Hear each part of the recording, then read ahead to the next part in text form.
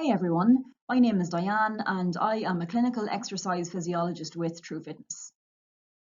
So today's health workshop is on balance training, specifically for middle-aged and older adults. And this is a really interesting topic because balance is often forgotten about unless you happen to be on a very structured falls prevention program. And if you are, it's likely that you've experienced frailty and one or more falls.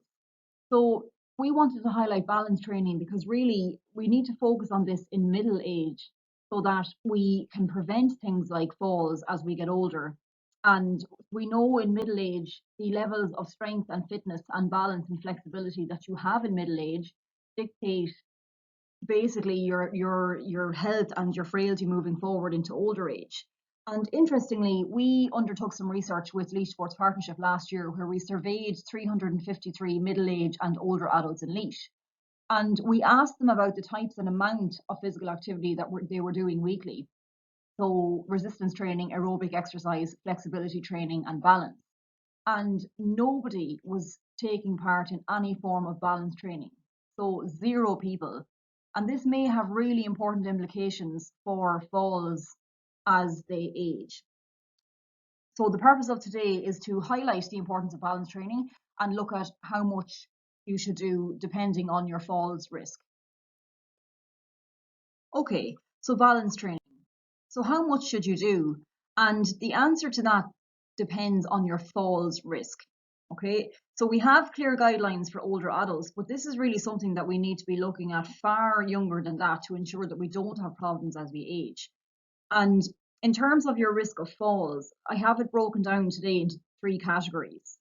Okay, so if you're low risk of falls, you should do some type of balance training 2 days per week. If you are medium risk of falls, you may need to increase that to 3 to 4 days per week. And the people who would fall under this category would be if you perceive that your balance is poor, if you perceive that you have poor leg strength or strength in general. So if you're not taking part in any form of resistance training or you're not physically active, you will likely fall into this category for sure as you age. And also if you have osteoporosis. So if you have an issue with your bone quality, it's important that you don't have a fall just in case you have any of the adverse consequences associated with that. So if you are high risk of falls, you may need to do much more intensive balance training 4+ days per week. So if you have had a fall, if you have a history of falls, especially if you are experiencing frequent falls, if you are frail, if you're chronically inactive, if you're combined with being an older adult, and if you likely have sarcopenia. So we talked about sarcopenia in one of our previous mini workshops associated with this Launch Care project. It's depicted in the image there of the sedentary 74-year-old male on the right of the screen. And sarcopenia basically means a reduction in the amount of muscle you have and in its strength and function. And this would be the inevitable consequence of age, but it's magnified in people who are inactive for a number of years. So if this is you, you definitely need to work on your balance, but also your strength training.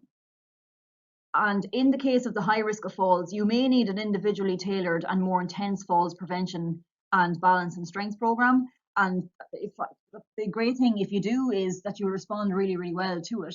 And of course, if you need some help or advice on this, please feel free to contact us. We've been helping some of our own Launch Care participants with this as well. So how much balance training should you do? And we look at this in the context of the FIT principles. So in terms of frequency, you should do 2 to 4 or more days per week, depending on your risk category. So we've just discussed low risk, medium risk, and high risk of falls. And depending on which category you fall into, that will dictate the frequency of balance training that you should do. The intensity is low because it doesn't require much cardiovascular effort to complete this type of training, but it does require a certain amount of strength, and we will talk about that as you move forward. In terms of time, 5 to 10 minutes per session is enough. So we don't need to do hours and hours of balance training. Just a small amount will make a massive difference to you. And in terms of type, I'm going to, in the next 2 to 3 slides, talk you through some practical examples of balance training because you may not be familiar with this type of training. It seems to be something that is really not considered too commonly. So we'll talk through those. Of course, it would be easier to show you some examples, and in that case, we have actually created a number of videos for our Sláinte Care participants and sent those to them. But if you would like to avail of these, they're all free resources, please contact us and we will be very happy to send them to you. And a lot of these are based on recommendations by the American College of Sports Medicine. Okay, so some examples of some balance exercises that we are doing with our Sláinte Care participants. Now, keeping in mind we have people between the ages of 50 and 80. They have different levels of conditioning, different training backgrounds, different injuries, different clinical conditions, different falls categories, and so on. So basically the sessions that we do, we've given everyone different options. So for easy, medium, and hard, and they choose from that. But just as an example, some of the basic things we would have started with in terms of standing exercise. We ask our participants to stand on one leg. So for example, their left leg, and they stand up straight. They raise their right leg out straight in front and hold for a couple of seconds. They return to a standing position. Then they raise it to the side. They return to the standing position. They raise it straight behind, return to their standing position, and then they bend their knee and lift it to their chest and hold for a few seconds, and then return to the standing position. Now, as they do this, we ask them not to let their upper body move. So they need to stand up good and straight, and it's only the leg that's moving. So that requires a lot of balance to keep your body in that position. So don't let it move sideways and forwards and backwards. It's to keep your upper body in that neutral position. And then, of course, you swap your legs and you repeat. So that would have been the basics of the exercises. And in terms of giving different options for people, they were given the choice of performing these exercises with or without the support of a chair, a wall, or a partner to help them. And of course, if you use some type of support, that makes the exercise easier. So that's very appropriate for people who are at high or medium risk of falls. And if you do the exercises without support, so for example, if you're low risk of falls and you have good leg strength, then it makes the exercise much more difficult. Okay, so we introduced something called a stability cushion to the group, and this is an online program at the moment. So of course we couldn't use it over online means, but we normally do in class. But just to give you an example, because you can buy a stability cushion very easily online if you do want to use one. And basically you put the cushion on your chair, and because it's semi-soft / semi-hard, when you sit on it, it moves. So you have to sit upright, keep your feet firmly flat on the floor, and stabilize your base of support, so which is through your hips, on the cushion. So once you have yourself sitting upright, straight away you're challenging your postural muscles. And then what we would do as the starting point of exercises is you lean away from your base of support. So you lean to the left, lean to the right, lean forwards, lean backwards. You can even do circles clockwise and anti-clockwise with your torso. And all of this stresses the postural muscles. But of course, you need to be careful and make sure that you're safe. And it could be useful to have a partner with you. Not necessary in the case of those who are at low risk of falls, but possibly necessary if you are in the medium and definitely high risk categories. To make it more difficult, you can do everything that we've just mentioned, but take one foot off the floor as you lean. And then the more advanced version would be to do the same thing again, but take both feet off the floor as you lean.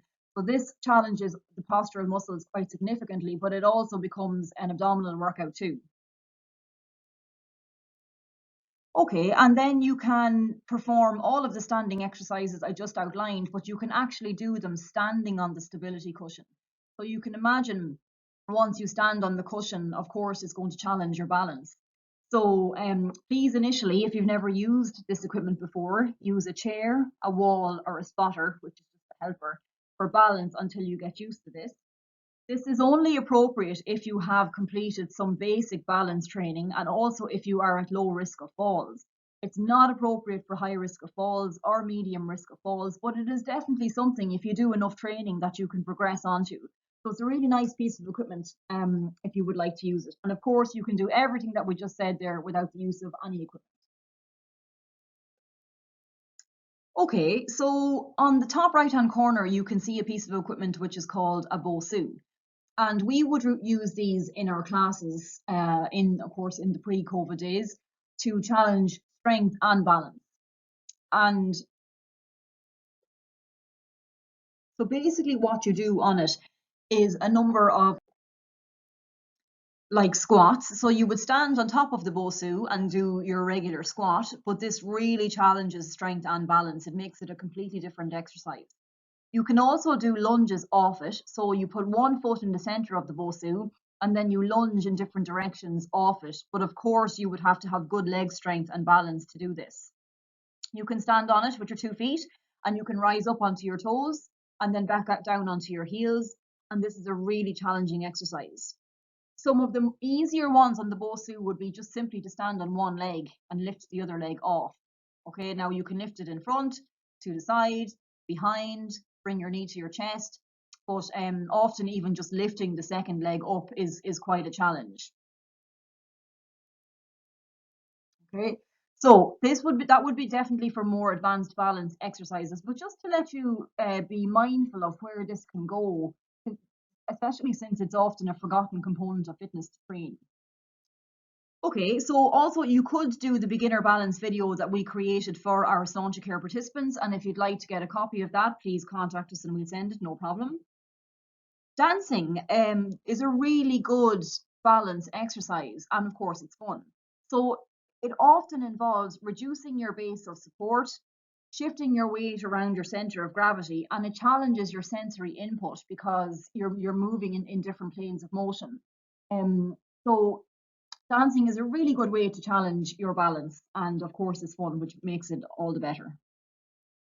If you're into technology, there are some things like, for example, you can download the Clock Yourself app, and this app asks you to imagine that you're standing in the center of a clock. So, and it points out where 12, 3, 6, and 9 is. And it'll ask you to stand on one leg and move the other leg in direction of a particular time on the clock. And it'll make things quite challenging for you, and it can actually, there's different levels on it, so you can work at higher speeds or lower speeds. So that's just an example of technology that you can use. We just use our own version of that in class. So John gets people to imagine the clock and he asks them to do different actions in the direction of the clock. And even though it's an online program, it works really, really well, and it can become quite challenging. So it's a really nice thing to do. Throwing and catching exercises are really good as well. So you can be either seated or standing, and you can either do this yourself. So if you want to throw the ball against a wall and just throw it, high, low, side to side, and different points on the wall, that's a really good option for balance. And if you don't have a partner that you can do this with, it's great that you can just do it against the wall. Ideally, if you do have a partner, of course, it's a lot more fun. We would have done this an awful lot in different groups, and it actually brings a lot of fun to the session. What I would say is, if your balance isn't good, I would choose a larger soft ball, because as you reduce the size of the ball that you're throwing, the exercise becomes much more difficult. But again, something you can do at home, it's inexpensive and you don't really need a whole lot to do it. Just a point to note that walking over uneven terrain challenges balance. So if you are in the high risk category, we wouldn't recommend that you go walking across the fields or on uneven ground, because it does challenge balance, and if you don't have good balance, it's a problem for potential falls. So if you are walking or running over uneven terrain, to let you know that you're also, as well as training your fitness and your strength, you're also training balance. So just a point to note there. And of course, multimodal programs are always best. So if you want to improve your balance, you should also do your strength work, your flexibility work, and walking as well are really good, just to train all components of fitness together. So there are a number of things that you can do if you haven't been doing balance work, or if you have and you want to push it on a little bit more. And these recommendations would come from the American College of Sports Medicine as well. So one of the things you can do is gradually reduce your base of support. So for our participants who have been doing certain exercises with their feet, we'll say at least shoulder width apart or even more.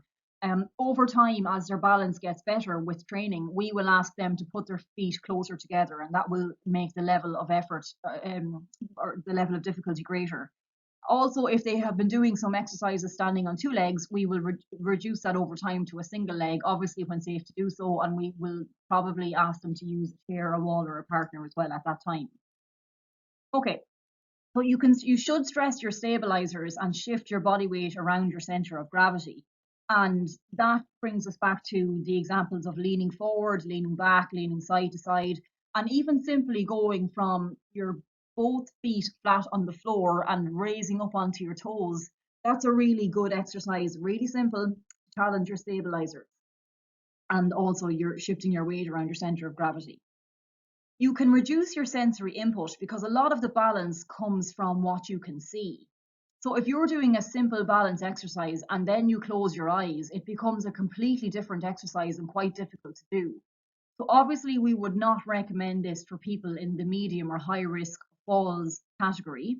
But for some of our other participants who are very low risk of falls, they're quite strong, they have training background, over time, we would probably do some of these exercises with them because it's appropriate to do so. And reduce your contact with supportive objects. So for our participants who have been using the wall or the chair to help them, over time, we are trying to train them so that they won't need these supportive objects in time. Of course, you can introduce new equipment like the stability cushion and the Bosu, and they will challenge balance to a greater degree. But one of the big things is if you want to improve your balance and reduce your risk of falls, you really need to strengthen all of the muscles in your legs, because the stronger they are, the less likely you are to fall, of course, but also the more you can push on with your balance training, because once you start to do balance training, you'll realize it actually requires a certain amount of strength in the legs. So the stronger they are, the better the quality of your balance training. And when you combine increased strength with increased balance, that significantly reduces your risk of frailty and fall. So that would be the ideal combination. Okay, so the benefits of balance training. If you do it, of course, it will improve your balance. This in turn will reduce your risk and incidence of falls, and of course, possible fractures or breaks that may accompany that. It's really important for quality of life and functional independent living as we age. So did you know that the stats at the moment in Ireland are that 1 in 3 older adults will fall every year, and most of those will have a second fall within the next 6 months. And it's not just the fall, it's the consequence of the fall. So injuries, disability, hospitalization, and all of these things affect really seriously their physical health, their mental health, their functional independent living, their quality of life, everything. So while this is why balance training, while it's often not really incorporated into many training programs, it is so important that we train it, because the type and the amount of balance and leg strength that you have, particularly in middle age, they're major predictors of falls in later years. So it really needs to be trained. And as always, we have some health homework that we would recommend that you do. So write down how many minutes of balance training you currently do per day for 1 week. And if you're on our Saunticare project, you can count each training with us as 5 to 10 minutes of balance, because the rest is made up of aerobic exercise, flexibility exercise, and resistance exercise. Do you meet the recommendations for health for you? So the answer to that question depends on whether you are low risk, medium risk, or high risk of falls. And we have, of course, covered that earlier in this presentation. Now, it's quite subjective. Like this is based on how you feel and how you would categorize yourself. Of course, there are much more clinical assessments that we do to determine falls risk. But when we're doing a generic workshop like this, it's just to make people aware of the different types of fall categories. So how can you increase your balance training? So some suggestions would be to perform the balance video for beginners that John sent to our participants. And of course, if you'd like that, we can send it to you. The training sessions that we do incorporate balance for our participants. Definitely you should work on your leg strength. So start incorporating squats into your routine, lunges, sit to stand. So that means you're sitting on a chair and then you move from that position to standing and then back down again.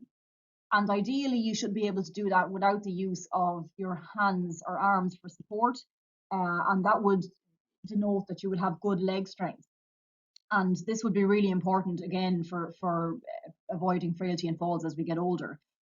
So there's some really simple exercises you can do at home.